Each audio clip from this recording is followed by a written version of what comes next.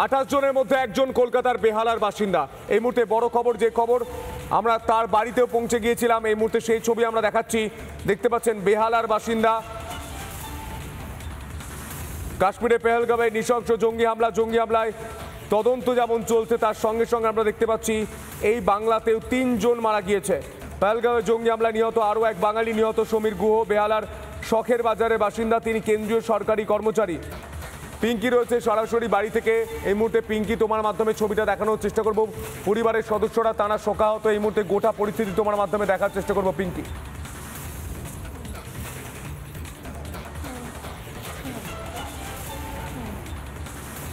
দেখো, মূলত এই পেহেলগাম হামলায়, জঙ্গি হামলায় নিহতের যে তালিকা, সেই তালিকায় নাম রয়েছে সমীর গুহেরও।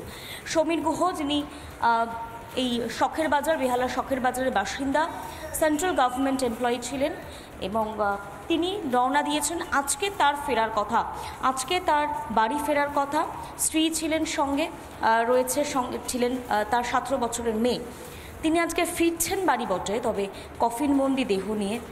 এবং এই পুরো বাড়ি জুড়ে, আমরা ওনার বাড়ির ভিতরে রয়েছি এবং পুরো বাড়ি জুড়ে তার স্মৃতি, তার এতদিনে তৈরি করা যে পুরো বাড়ি, সেই বাড়ি এখনও থমথম করছে। ওনার পরিবারের সদস্য আমাদের সঙ্গে রয়েছেন। উনি কথা বলার মতো সব অবস্থায় এই মুহূর্তে না থাকলেও আমরা একবার একটু খুব ছোট করে আপনার কাছে একটু জানবো, সুব্রতবাবু, যখন যেদিন গেলেন, যেদিনকার বেরোলেন সমীরবাবু, সেই সময় আপনার সঙ্গে আপনার বোন ছিলেন, কী বলেছিলেন? স্বাভাবিকভাবে এই প্রথমবার কাশ্মীর যাচ্ছেন, উচ্ছ্বসিত ছিলেন?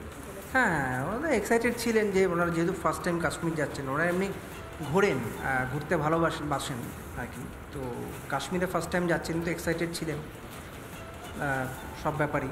প্রিপারেশনও ছিল সেরকম, বাট এই ইনসিডেন্টটা সব কিছু শেষ করে দিল আর কি। আপনি বলছিলেন যে বোন ফোন করে একটাই কথা বলছে যে দিদি, হ্যাঁ, যে এক লহমায় শেষ হয়ে গেল। যারা শেষ করলেন তাদের কি শাস্তি আপনি চাইছেন? দেখুন, শাস্তি তো চাইছি, বাট এটা তো এরকম না যে অ্যাকচুয়ালি যারা করেছে এই ঘটনাটা তারা অ্যাকচুয়ালি দোষী যারা, মানে এই টেরোরিজম জিনিসটাকেই তো মানে অ্যাকচুয়ালি উৎখাত করা উচিত, যেটা জানি না কোনো অজ্ঞাত কারণে কেউ করে উঠতে পারছে না। কিন্তু আমি বিশ্বাস করি এটাকে উৎখাত করা সম্ভব, যদি সদিচ্ছা থাকে সবার। কলকাতায় বসে আমাদের কাছে সন্ত্রাসের ছবিটা হয়তো অন্যরকম, কিন্তু কাশ্মীরে অন্তত যারা পর্যটক, যারা ঘুরতে গিয়েছিলেন, আমাদের মানুষরা যারা যাচ্ছেন, এই ছবিটা দেখার পর, অন্তত কাশ্মীর ছবিটা দেখার পর সন্ত্রাসের ছবিটা কি পাল্টে গেল না আমাদের কাছে? মানে আমরা যে আর কেউ সেফ নয় সন্ত্রাসবাদীদের হাত থেকে, এটা কি অনেক বেশি প্রতিষ্ঠিত হয়ে গেল না? হ্যাঁ, এটা তো পুরো প্রতিষ্ঠিত হলো, যেটা আমরা হয়তো ভাবছিলাম এতদিন যে কাশ্মীরটা হয়তো অনেক সেফ, কারণ মোস্ট প্রবলি পুলওয়ামা অ্যাটাক 2019-এ হয়েছিল।